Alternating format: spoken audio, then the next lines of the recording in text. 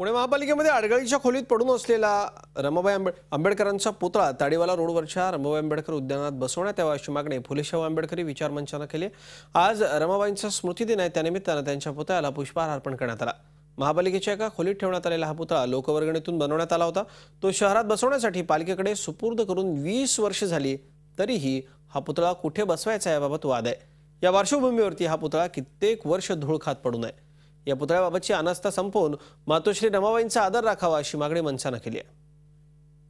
20 वर्षापासून पुणे महानगरपालिकेच्या गोडाऊनमध्ये मातोश्री रमाबाई आंबेडकर यांचा पुतळा धूळ खात पडलेला आहे।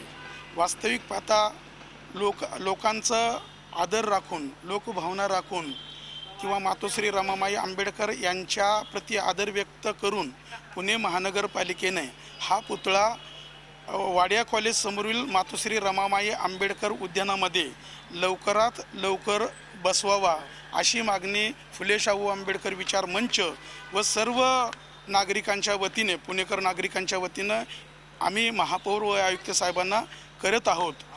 ही मागणी जर लवकरात लवकर त्यांनी मान्य नाही केली तर आम्हाला नाइलाजास्तव तीव्र आंदोलन करावं लागेल। झी 24 तास रहा एक पाऊल पुढे।